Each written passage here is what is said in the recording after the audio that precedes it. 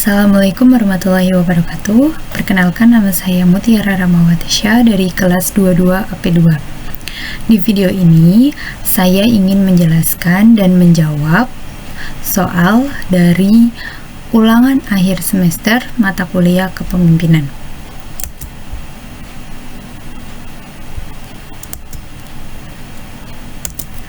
Soal yang pertama, apa sajakah indikator kegagalan dalam proses pemilihan seorang pemimpin?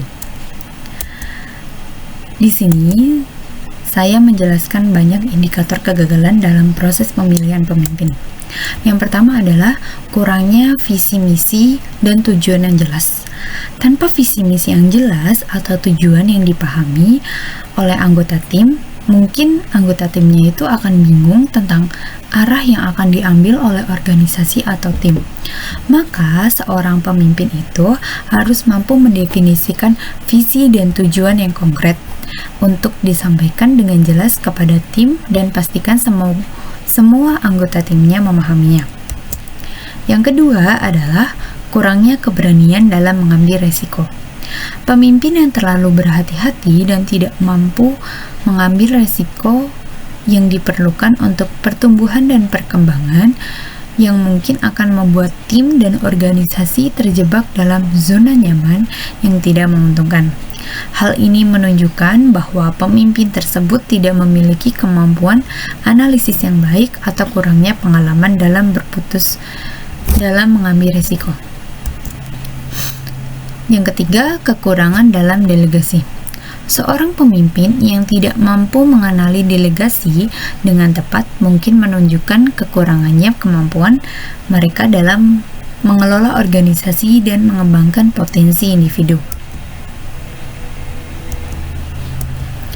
Lalu yang keempat, rendahnya kepemimpinan yang bermoral dan beretika. Pemimpin yang terpilih tidak memiliki integritas moral atau tidak memenuhi prinsip-prinsip etika dalam kepemimpinan, maka dalam kepemimpinannya akan mengakibatkan kegagalan dan mempengaruhi kepercayaan masyarakat. Yang kelima, kemampuan memanajemen waktu yang buruk. Memanajemen waktu yang buruk dapat mengakibatkan pekerjaan yang tidak selesai, tenggang waktu yang terlewat, dan penurunan produktivitas. Pemimpin yang tidak mengelola waktu dengan baik mungkin akan gagal dalam memimpin tim dengan efisien. Sebaiknya, pemimpin itu perlu mempelajari kemampuan memanajemen waktu, menetapkan skala prioritas yang jelas, dan menghindari prokrastinasi atau perilaku menunda dengan sengaja walaupun tahu dampaknya buruk. Yang kelima adalah adaptabilitas yang kurang. Pemimpin yang tidak mampu beradaptasi dengan perubahan dan situasi yang berbeda mungkin menunjukkan kekurangannya atau kemampuannya mereka dalam mengajarkan dan mengarahkan tim. Soal yang kedua adalah jelaskan apa saja ciri-ciri dari seorang pemimpin yang sukses dan bagaimana kontribusi pemimpin dalam organisasi. Yang pertama, bagaimana sih ciri-ciri dari seorang pemimpin yang sukses itu? Ciri-ciri yang pertama adalah peduli pada tim. Pemimpin yang sukses harus menjaga kesejahteraan dan ketentraman karyawannya atau timnya. Yang kedua adalah berpikir strategis. Pemimpin yang sukses itu harus mampu melakukan keputusan efisien dan efektif pada tim. Pemimpin yang sukses itu harus menjaga kesejahteraan dan juga ketentraman karyawannya. Yang ketiga adalah memberi teladan. Pemimpin yang baik harus mampu memberikan contoh dan panduan yang baik bagi karyawannya atau bagi anggota timnya. Yang keempat ada kestabilan emosi. Pemimpin yang baik itu harus mampu mengendalikan emosi dan stres atau mengendalikan emosi mereka kepada karyawannya maupun anggota timnya. Yang kelima adalah mampu mendengarkan anggota timnya. Pemimpin yang baik itu harus mampu mendengarkan pendapat dan ide dari anggota timnya atau karyawannya. Yang keenam adalah komunikatif. Pemimpin yang sukses atau pemimpin yang baik itu harus mampu berkomunikasi secara efektif dan transparan dengan anggota timnya maupun karyawannya. Yang ketujuh adalah memiliki ketegasan. Para pemimpin seringkali diminta untuk membuat keputusan. Mereka mengambil keputusan dengan cepat dan tepat. Mereka menikmati hal tersebut. Jadi, tepatkan diri kita jika menjadi seorang pemimpin dalam posisi yang seorang pemimpin yang dapat dilatih dengan kemampuan kita untuk mengambil keputusan. Mulailah dengan mengambil keputusan dalam hal kecil dan lanjutkan dengan hal yang besar. Oke, selanjutnya bagaimana kontribusi pemimpin dalam suatu organisasi? Yang pertama adalah kontribusi dalam pengambil keputusan. Pemimpin hadir untuk menjadi pengambil keputusan dalam organisasi yang mencakup perencanaan dan penentuan tujuan. Yang kedua, ada pelatihan dan pengembangan anggota organisasi. Pemimpin itu harus melakukan pelatihan dan pengembangan anggota organisasi untuk meningkatkan keterampilan dan kemampuan mereka. Yang ketiga, ada pengorganisasian kerja. Pemimpin yang baik harus mengkoordinasikan kerja serta mengatur pelatihan dan tanggung jawab untuk setiap anggota organisasi atau anggota timnya. Lalu yang keempat ada kontribusi kepemimpinan berdasarkan nilai etika. Pemimpin itu harus memiliki nilai etika yang tinggi dan mampu menyampaikan gagasan serta mengarah dalam mendorong dan berhubungan baik dengan anggota organisasi. Yang kelima adalah menyeimbangkan antara kesuksesan dan kegagalan. Pemimpin itu harus mengembangkan keterampilan untuk mengakui sukses dan kegagalan serta mengambil tindakan yang tepat untuk memperbaiki situasi. Yang keenam adalah memotivasi pengikut atau memotivasi anggota timnya. Pemimpin itu harus memotivasi anggota timnya atau karyawannya untuk mencapai tujuan organisasi dan menjaga memorable yang tinggi. Selanjutnya, soal yang ketiga adalah bagaimana peran pemimpin dalam membentuk budaya organisasi dan bagaimana pemimpin menjalankan fungsi kepemimpinannya agar terbentuk budaya organisasi yang kuat.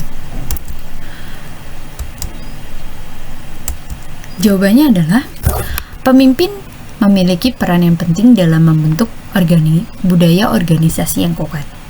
Pemimpin itu harus memiliki nilai dan kepercayaan yang jelas serta kuat tentang organisasi yang diinginkan, serta memiliki kemampuan dan kekuasaan untuk melakukannya. Pemimpin juga harus memberikan contoh dan menyebarkan nilai-nilai tersebut kepada bawahannya atau anggota timnya atau karyawannya. Selain itu, pemimpin harus mampu menjalankan fungsinya sesuai dengan peranannya. Artinya, bahwa peran pemimpin dapat mempengaruhi, menggerakkan, dan mengarahkan bawahannya supaya perilaku bawahannya sesuai dengan aturan yang telah ditetapkan, sehingga membantu terbentuknya budaya organisasi yang kuat. Budaya yang kuat dapat memberikan dorongan atau paksaan kepada para anggotanya untuk bertindak atau berperilaku sesuai yang diharapkan oleh organisasi. Organisasi yang dimaksud di sini itu adalah perusahaan dan anggota yang merupakan karyawannya. Soal yang keempat adalah jelaskan kriteria apa saja yang termasuk ke dalam etika profesi kepemimpinan. Yang pertama adalah memiliki keahlian. Pemimpin itu harus memiliki satu atau beberapa kelebihan berupa pengetahuan, keterampilan sosial, kemahiran teknis, serta pengalaman, sehingga dia kompeten melakukan kewajiban dan tugas-tugas kepemimpinannya. Yang kedua adalah kemampuan mengontrol diri. Mengontrol diri atau self-control yaitu mengontrol pikiran, emosi, keinginan, dan segenap perbuatannya disesuaikan dengan norma-norma kebaikan. Yang ketiga, bertanggung jawab dan dewasa. Pemimpin itu harus memiliki rasa tanggung jawab sosial yang tinggi sebagai refleksi kepemimpinan yang dibangun dari dan untuk kepentingan kelompok sosial itu sendiri. Pemimpin yang etis bertindak berdasarkan asas otonomi dan kebebasan pribadi untuk menegakkan keadilan serta mewujudkan kebahagiaan dan kesejahteraan yang merata bagi kelompok sosialnya. Pandangan dan tindakannya dapat menjadi solusi terhadap masalah yang dihadapi anggota atau bawahannya. Yang keempat, yaitu berlandaskan pada nilai-nilai etis atau kesusilaan kebaikan. Pemimpin harus mampu menciptakan dan membangun nilai-nilai yang tinggi, memiliki integritas, moralitas, keteladanan, dan senantiasa menjaga kehormatan. Yang kelima adalah kesediaan menerima sanksi. Adanya norma perintah dan larangan yang harus ditaati oleh pemimpin demi kesejahteraan hidup bersama serta efisiensi organisasi, maka segenap tindakan dan kesalahan pemimpin segera dibetulkan. Pelanggaran yang dilakukan dihukum dan ditindak dengan tegas. Yang keenam yaitu menjadi teladan atau panutan. Seorang pemimpin dijadikan teladan atau panutan dan perilakunya itu dapat memengaruhi sikap dan perilaku bawahan atau anggota dalam organisasi.